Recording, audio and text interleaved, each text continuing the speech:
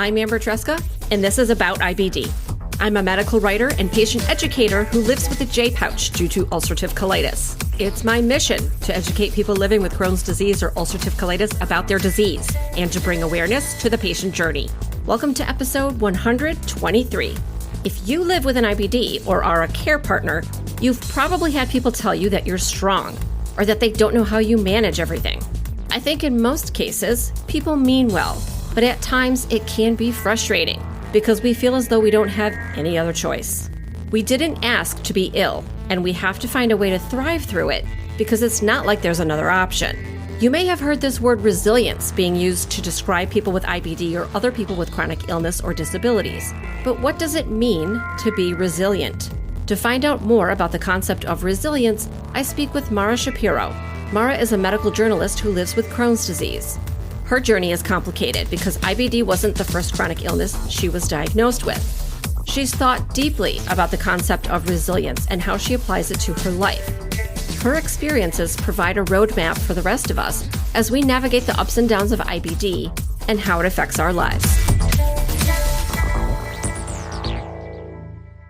Mara, thank you so much for coming on About IBD. I'm really excited to speak with you today about your journey. Yeah, thank you so much, Amber, for having me. I'm so thrilled to be here. Would you start off by just giving a brief introduction and tell our listeners who you are and what your diagnosis is?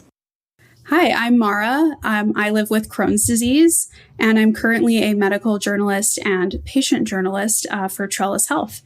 And I live in Charlottesville, Virginia with Morty, the 3-year-old corgi. I have, of course, read a lot of your writing in preparing to speak to you today. So I knew that you're a relatively recently diagnosed Crohn's disease patient, but your journey goes far back with other things, which you're going to tell us about. So in your writing, I saw that you described yourself as a complicated patient. That is an understatement, even in the Crohn's disease world. So I wonder if you would take me back a few years to your teen years and go through the things that led up to your being diagnosed with Crohn's disease, because that was not your first diagnosis, unfortunately. Yeah, this is funny. This is like nerve-wracking, like going to a new doctor in a sense and having to go through your medical history. Oh, no. No, mostly in a good way because I'm in control. Cathartic. Yes, yeah. I'm in control here. And I don't need you to help me with anything. So it's definitely fun. But yeah, a lot of my medical journey is very complex and complicated, and I would say really non-linear. And oftentimes I struggle to kind of see myself in a lot of other, patients sharing their stories, and struggle to kind of relate to other patient advocates in a sense because of my rather interesting slew of comorbidities. And I feel like we don't talk about this kind of non-linear, difficult journey that a lot of us deal with as much. I had a relatively healthy childhood, but when I was 13, I was diagnosed with asthma. I was an athlete all my life, playing all sorts of sports, and then all of a sudden one day started wheezing and turning blue and struggling to breathe, and was kind of diagnosed with asthma, had to go on all these medications for that. And that was definitely difficult for me. Like I said, coming from not really having any health issues prior to that to now, struggling to play sports, and, go do PE in school. It felt like at the moment, like a life-altering, terrible thing. Wow. So even PE in school was difficult. Your asthma was that pronounced? Oh, yeah. I had PE first period in middle school, and I would push myself so hard in PE that I would have to then go to the nurse, take a lot of albuterol, and oftentimes have to go home because I couldn't sit in math class afterwards because I would be like jittery and shaking and still having trouble breathing and coughing. And it just hit the point where even like the school nurse was like, I think you need to get a note to get out of PE because Mara doesn't know how to take it easy. And then when I was 16, I was diagnosed with POTS and Ehlers-Danlos syndrome, the genetic connective tissue disorder. What does POTS stand for, by the way? Because I always forget. Yeah. So POTS stands for postural orthostatic tachycardia syndrome. It's a form of dysautonomia or an autonomic nervous system dysfunction. Really common. I feel like a relatively common comorbidity for other patients with other chronic illnesses. For me, I struggled a lot with tachycardia and a lot of fatigue. And I managed that condition primarily for those few years with IV saline infusions. When I was 16, I was also treated for latent tuberculosis that was found when I applied to volunteer at my local children's hospital. And I struggled a lot through that antibiotic treatment. So basically, they found that I had been exposed to TB at some point in my life, and it was walled off. I know a lot of patients with IBD, you hear, oh, you have to go get tested for TB before you start these biologics. So basically, I went through the 9 months of antibiotic treatment to kind of kill this, dormant TB infection. After that treatment, when I was about 17, I developed recurrent C. diff many times. So kept getting C. diff, was on vancomycin for like 4 to 5 months at one point. Looking back, not really sure why I didn't go through with the fecal transplant. Still something that we're discussing and is on the table currently for me. So kind of at that time was when the GI issues started to become a big problem, but we could never really figure out what was going on. But really, I was just struggling with nausea, stomach pain, diarrhea on and off, really just having a hard time eating. I was really malnourished and struggling to just get calories in at that time. And so then my Crohn's diagnosis comes into the picture as the pandemic starts, which is very interesting. So when I was 20, I was diagnosed with iron deficiency anemia, and that was kind of what I think finally got people to take things seriously. I also have a family history of IBD, so it was a little interesting that, given that my uncle has severe UC and a few other cousins, that it took so long to kind of get people running the right tests. During the time of the pandemic, kind of this was, spring 2020, right, when things were pretty bad. It was really hard to get non-emergent procedures scheduled. Right. So we kind of all decided, let's head to Mayo Clinic. So me, my dad, and Morty took off on a road trip to Rochester, Minnesota. Unfortunately, the first week we were there, we didn't really find anything. We did a lot of tests and kind of figured out what it wasn't. And that was really frustrating. I was home maybe for about 10 days, 2 weeks, and things got worse. My symptoms got a lot worse. So they said, how quickly can you get back here? 2 days later, we got back in the car, drove another 1,800 miles back to Rochester, Minnesota. And that was when I was kind of like, okay, I'm not leaving until we figure out what's going on, because this is exhausting. It's ridiculous. This is ridiculous. So finally did a CT enterography, showed, a lot of inflammation and scarring in my ileum, did the colonoscopy, was like, well, there we go.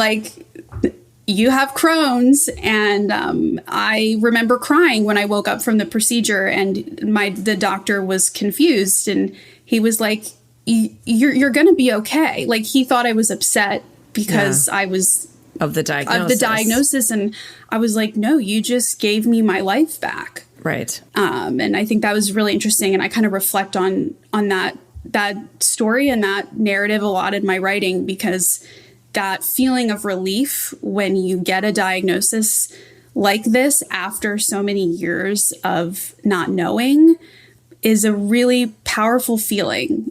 And that's the Crohn's story in a nutshell.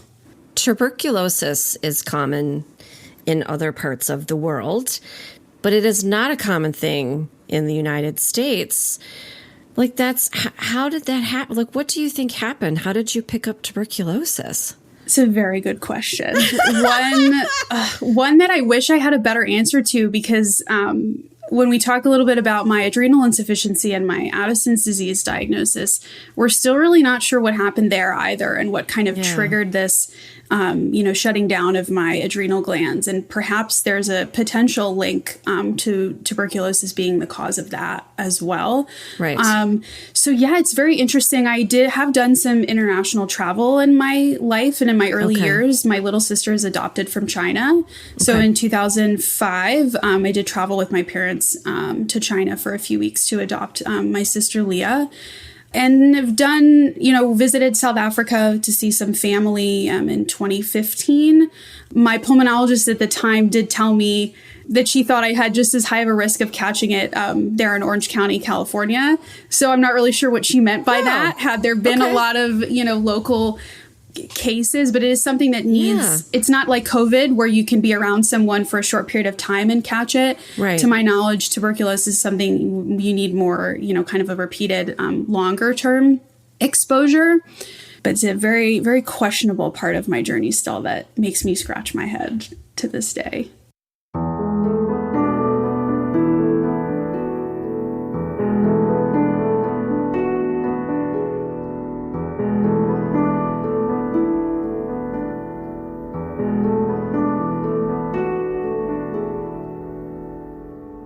Mara, let's talk for a minute about the idea of resilience, which is something that you feature a lot in your own writing. How would you define resilience for yourself in your life, and how do you hold space for it in the context of chronic illness?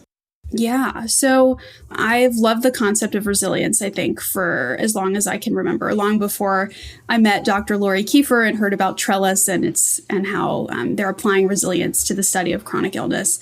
I lost my mom to stage 4 breast cancer when I was 8 years old. And losing a parent as a child is quite traumatic and a really difficult experience, that's impacted my life in a lot of really big, undeniable ways. It's made me the person I am today, but it's still something that is a really hard part of my life. But what it did teach me is how to be resilient. I feel like as a child, I was left with no other choice, or at least that's the way I've always looked at it. I feel like resilience has been baked into me from dealing with that experience and kind of imprinted on me at such an early age that it's now this really strong, core guiding principle in my life. So going through that part of my life to now dealing with chronic illness and having to figure out how to keep going through some really difficult experiences, I definitely feel like I've leaned into that mentality of sometimes life is really hard, but we still have a life to live, and we can't really change, I can't change the fact that my mom isn't here, and I wish with every ounce of my being that she was, but I have to keep going anyway. And that's always kind of just been the way that I've approached life. So kind of with chronic illness, and there's obviously, a grief associated with that and some sadness and anger and frustration over this isn't fair. I really wish that I didn't have to deal with this. But you have to be super thankful that you are here to deal with that. So that's definitely kind of a little bit of my background on resilience and kind of how I've come to recognize resilience with chronic illness because of the experience I've had. So I can say that, continuing on with, joy and purpose and finding passion, despite some intense suffering, is something that I've kind of done for a really long time. So applying it to, multiple chronic health conditions has been challenging, but felt very natural to me in a sense. Mm-hmm. So the same way I'm resilient with my grief, I feel like, is kind of how I am with my chronic illness in a sense. There's moments where I'm sad, and there's moments that it's not all sunshines and rainbows, but that doesn't mean that you can't still be resilient. I feel like that's one of the things I feel really strongly about this idea of resilience is it's a spectrum, and it's not all or nothing. I think one of the biggest misconceptions is that it's this all or nothing mindset over you're either resilient or you're not. And if you're not resilient, you can't ever be resilient. And I don't think that's true at all. Resilience is like a muscle that you flex and you work on in the gym, no different than anything else. And it's something that always has room for improvement and growth. And no one can really claim they're resilient 100% of the time. And I don't think anyone is asking that of anyone, but it's very easy to kind of get yourself into this mindset of, well, because I struggle with being resilient or bouncing back from some of my struggles, it doesn't mean that I can't always be that. For me, resilience is this practice almost, and it's a mindset more so than anything. One of my favorite coping statements, and when I'm thinking about being resilient, is no matter what happens, I have the strength and the tools to overcome it. And for me, that's resilience. Believing in that statement, living that statement is one of the simplest ways that I try to integrate resilience into my life with chronic illness. And what I'm really telling myself behind that statement is I've been through a lot. I've learned a lot. And while things may get scary and difficult, I have the ability to use what I've learned to get me through whatever challenges come my way. Yeah. So your early experiences, unfortunately, it's unfortunate that you've had to learn how to be resilient. You've had to learn how to cope with grief. Being diagnosed with multiple conditions as you are, it is a new process every time of going through that grief and then flexing that resilience muscle again. But hopefully you have not yet begun to feel as though that muscle is being overworked. And so I want to push you a little bit more on the idea of resilience, because I'm seeing this theme in the online chronic illness community. And there are some people who feel differently about this word resilience.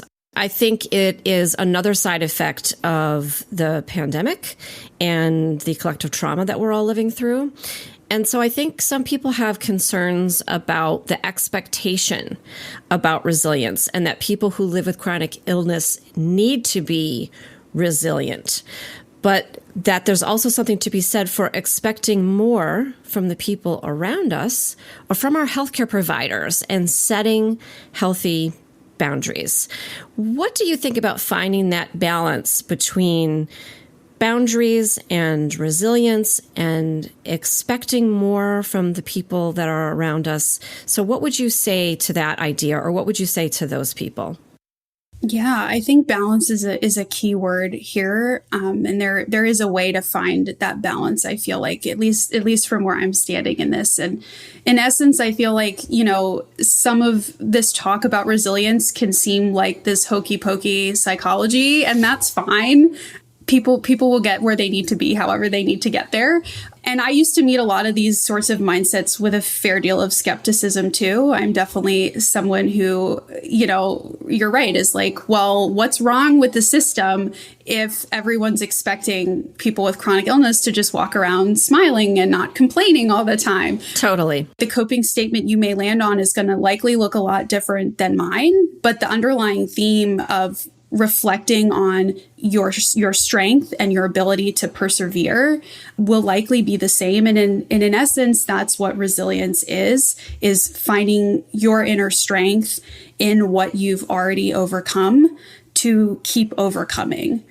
As chronic illness patients, we're not really taught or encouraged to really recognize that strength as often as we should. But everyone has it because we're all doing it. We're all persevering and overcoming in our own way. And that doesn't always have to look pretty and packaged and put together. It's how you're taking those experiences into your life and learning from them that I feel like is at the core of this idea of being resilient with chronic illness. Another common misconception is that resilience is, in a sense, like invalidating people's suffering, right? Mm-hmm. This idea that, if you're called resilient, that your illness isn't valid or your pain isn't real.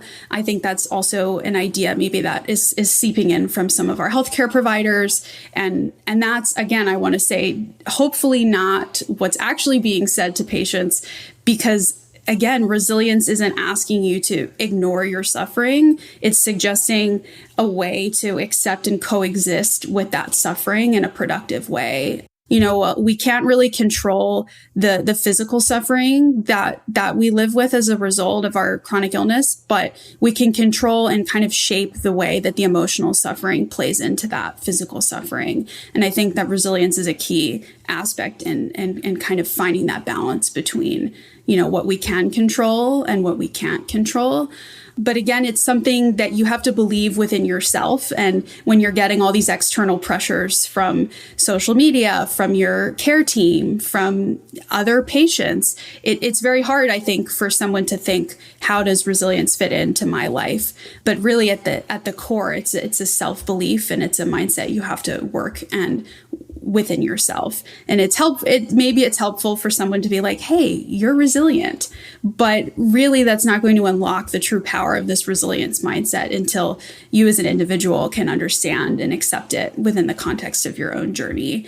But what I can say is with the right support and guidance and learning to live with this resilience-focused mindset can really pay these incredible dividends to overall quality of life and sense of well-being. And we also now have this really great body of clinical research that's being done by Dr. Kiefer and Dr. Dubinsky and the team at Mount Sinai, showing that resilience outcomes are leading to incredible improvements in IBD care, which is really exciting to see as well.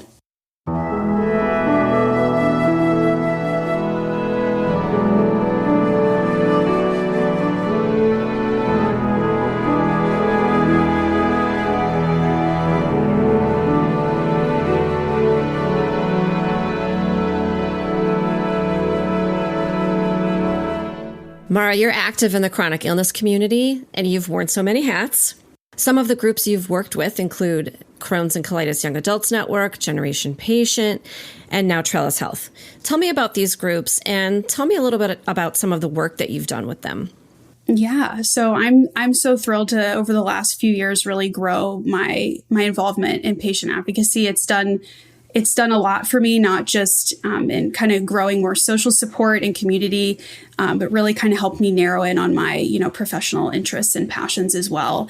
And Generation Patient and the Crohn's and Colitis Young Adult Network really has changed my life. And I found them incidentally on Instagram 2 years ago when I was working on my honors thesis and IBD, looking at chronicity and identity and burnout and trauma and all of those things. And I found them through a post they had made about medical PTSD, I believe, on a talk they had done with Dr. Tiffany Taft. And it just really sparked my interest. And so I applied to the CCYN fellowship program for 2022 and was selected. And in a sense, the rest is history. And I know my involvement with CCYN and Generation Patient will only continue to grow. It's truly incredible what Sneha and the team have done to not just foster this strong sense of community across the globe, but also to advocate for this incredible actionable change. And my favorite type of advocacy is really what we're doing with these organizations, which is advocating for change for young adult patients as young adult patients ourselves. And it's really exciting to see all the support that we also have from our medical advisory board and other members of the community and other patient advocates like yourself, Amber. It's really incredible to feel welcomed into a space like this and to have our voices really heard. We're doing a lot of health policy work now and health policy education through Generation Patient. And that's truly incredible to not just learn, but to really be involved in some legislative action happening as well. And I definitely encourage any other patient advocates to get involved with what we're doing over here. So I did get introduced to Trellis Health kind of through CCYN when Dr. Lori Kiefer came to speak to the fellowship program at the beginning of the year. And I was just immediately in love and my jaw was on the floor when I heard about Trellis and, the phenomenal clinicians behind it, both Lori Kiefer and Dr. Marla Dubinsky, both of which had become incredible mentors to me over the course of the year. I got to further network with Dr. Kiefer in person at DDW in May.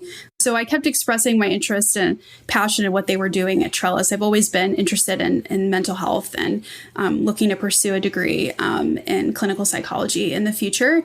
And was just, again, like when you meet people doing phenomenal work like what Dr. Kiefer and Dr. Dubinsky are doing, it's not just great work, but when the people behind it are as exceptional and passionate and interested. It almost feels to me, in a sense, still too good to be true. I feel like as a patient, a lot of times you kind of get this mindset of, I'm not really sure people are here to help me. And, that's kind of, I've internalized that quite a bit over the years of, like my doctor's here to help me and give me my medicine and this, that, and the other. But I'm not really sure that, they're really invested in me and my quality of life and really solving some of these problems. And what just blows my mind about Trellis and their background is is how they're solving this problem of, this gap that we have as IBD patients, where we leave the clinic and we're left to juggle these 100 things with our disease and not really left with much direction and how to do that. And to have clinicians recognizing that problem and stepping in to solve it for us and with us, it is just incredible. And I feel like truly, truly one in a million in this space. So next thing I know, I'm working with them and helping to give them more patient insight and create some patient focused content, while also kind of using my medical copywriting experience as well. So in a sense, I'm really interested in GI psychology and really want to teach medical education in the future as well. So we've talked a little bit about Instagram and how you've made some of these connections, and it's a theme that I hear a lot. People finding patient advocacy groups through social media, through Instagram, finding other patients that are like themselves, because all of our journeys are very unique, but sometimes we can find another patient that is similar enough to us that we can share those experiences and maybe feel not so alone. Another thing that I think you and I have in common is our love of the outdoors. Tell me, what are some of the things that you like to do? How do you manage it around your IBD and your other diagnoses? And do you have any tips for people who love the outdoors, but who are still trying to figure out how to merge that with the life that they're living as a patient with chronic illness? Yeah. So prior to chronic illness life, I was a competitive indoor rock climber. I trained over 20 hours a week and traveled around the country to compete nationally. I also started to climb outdoors with my team that I trained with, and that sort of sparked my love for the outdoors kind of as an early teen. And it was really challenging to lose rock climbing and lose that part of my identity as I, kept accumulating, unfortunately, these diagnoses. And so while I don't rock climb anymore, I've really found and connected with the outdoors through hiking, kayaking, paddleboarding, skiing, snowboarding, and camping. The biggest thing I've learned with my outdoor hobbies, and since IBD and chronic illness came into the mix, is moderation. Right? I'd love to go on a 10-mile hike or ski multiple days in a row. I do have this crazy wild dream to compete in a triathlon one day. I know it's not a wild dream. You can do it. You can make it happen. I think I will one day. We'll start with a sprint distance. That's definitely where we'll start. But this idea of moderation and kind of figuring out what's appropriate, what's too much. Again, I'm always learning. I'm constantly overdoing it, but that's how we learn. So to kind of find ways to engage with all those activities while still trying to not put too much pressure on my body. But, so this idea of moderation means it doesn't mean I can't enjoy any of these activities at all. I just have to find, new ways of doing that. So for me, I do love paddleboarding, but I love kayaking even more because I can sit down. Right. So I found I can spend more time out on the lake when I'm sitting down than I can when I'm standing up. So it's those small things like that that really make a difference. I also last year got a small RV, a small 20-foot travel trailer, and that was a true game changer, I would say. It's been a really fun and empowering way to enjoy the outdoors and escape reality a little bit while still having the comforts that we need in life with IBD. My RV has a full bathroom in it, and I can't tell you the joy that it brings me to pull over at a rest stop and just not have to go into these gross bathrooms or porta potties. I just climb out of my truck, fold down the steps, climb into my camper, and use my own private clean toilet.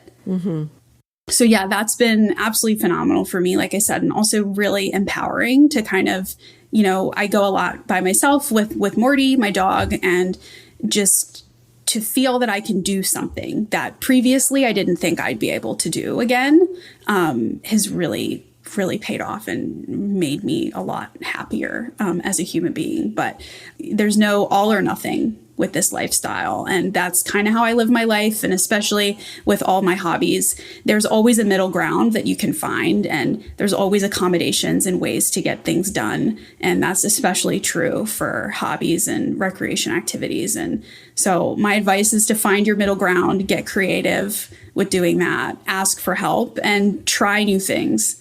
But really just allow yourself to enjoy life, because I think a lot of times we can get in these ruts where we feel like we don't deserve it. And I know I've struggled a lot with that. And, I'm here to tell you, you definitely deserve it. You definitely deserve to find that self-care activity that brings you so much joy. And there are hobbies out there calling your name that you maybe haven't tried since you were diagnosed. And I'm telling you to go try them and let me know how you like them. Co-signed, 100% down with that. So we've talked a lot about social media. I'm laughing because your dog, Morty, we've talked about a few times. Morty has his own Instagram. He does. So tell me about this. Tell me about Morty and tell me about Morty's Instagram. I've loved dogs my whole life, but I didn't really know how much like a dog could change you until I got Morty. He's 3 years old, and I've been thrilled to know him since he was 3 weeks old. If you can see by his Instagram, he's always smiling, and that's not just because I'm holding a piece of chicken jerky in front of the camera, which I do. That's how I get him to look at me. But oh boy, he is always smiling, and he is always super happy, and that's something that's helped my mental health in amazing ways. Like, so very thankful for him and for dogs and pets and support animals everywhere. It's truly incredible. And yes, his Instagram has also been a fun way for me to be funny, I think. Right. I don't know, especially in where I used to live in Southern California, that was like a thing. You'd meet people walking your dog and you'd be like, what's your dog's Instagram? And it's like a thing. You like have street cred so if your dog has an Instagram. That's how I met a lot of my friends out there. Was our dogs were Instagram friends. And I also have stickers of Morty with his Instagram. So when we meet people and when we meet little kids, because he loves kids and kids love him, and I'll give them a sticker with Morty's face on it. And so it's become a fun little hobby for me. And I'm not a photographer by any means, but I love taking photos of Morty, and it's been really fun to get to share them. And I don't really think my captions are all that funny, but they're all in Morty's point of view. So, well, you know what? I think you're doing a very fine job. So you are a photographer. We're just going to say that right now. You are a photographer. Dog photographer. Dog photographer, first off. And then second off, I'm going to need one of those stickers. Oh, yes. We have a sticker pack at this point. We've got 4 or 5 current stickers. I will definitely send them to you. Oh my gosh. And if anyone wants to reach out to me on Instagram as well, I'll likely be able to send you some as well. Oh my gosh. If you find me at a conference, especially for all of our GI doctors listening, if you find me at a conference, not only will you get a CCYAN sticker and button, but you can also get a Morty sticker. So that's amazing. Enticing. As if we didn't already have enough reasons to seek you out at a conference and spend a few minutes with you. Now there's merch involved. Yes. There's swag involved. So, Mara, thank you so much for coming on about IBD. I appreciate your time. I appreciate everything that you've been able to share. I hope the experience has been cathartic. I recognize that I'm asking you to tell me about some of the worst things that have ever happened to you. But your story has value and has meaning. And what you're doing with Generation Patient and CCYAN and Trellis Health are going to impact a wide spectrum of patients. So take me through, some of your Instagram accounts before I let you go for real so that everybody can follow you. Yeah. Well, thank you so much, Amber, again, for the opportunity. This has been really, really great. I'm looking forward to connecting more in the future as well. So on Instagram, you can find me at Mara J. Shapiro. That is my personal account. You can find Morty on Instagram at Morty the Red Corgi. And on Twitter, I'm also at Mara J. Shapiro. I'm trying to get into the Twitter sphere. Oh, I will get you into the Twitter sphere. Oh, okay. It's coming. We'll get you there because it is a very great space. And it's a great space for GI. I don't know why, but it is. So again, thank you so much. It's been really great connecting with you in a deeper way. And we're going to share some stickers with one another. And thanks for being a friend of the pod. Of course. Thank you so much.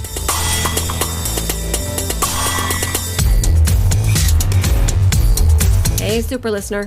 Thanks to Mara Shapiro for taking me through her journey and explaining all the points along the way. Mental health is an important topic in the IBD community, yet it still doesn't receive enough attention.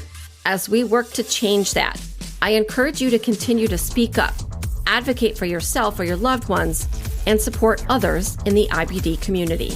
Links to a written transcript, everyone's social media handles, and more information on the topics we discussed is in the show notes and on my episode 123 page on aboutibd.com. You can follow me, Amber Tresca, across all social media as About IBD. Thanks for listening, and remember, until next time, I want you to know more about IBD. About IBD is a production of Mal and Tal Enterprises. It is written, produced, and directed by me, Amber Tresca. Mix and sound design is by Mac Cooney. Theme music is from Cooney Studio.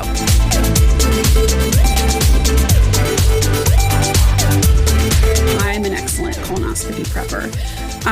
So very proud of that skill that I've accomplished.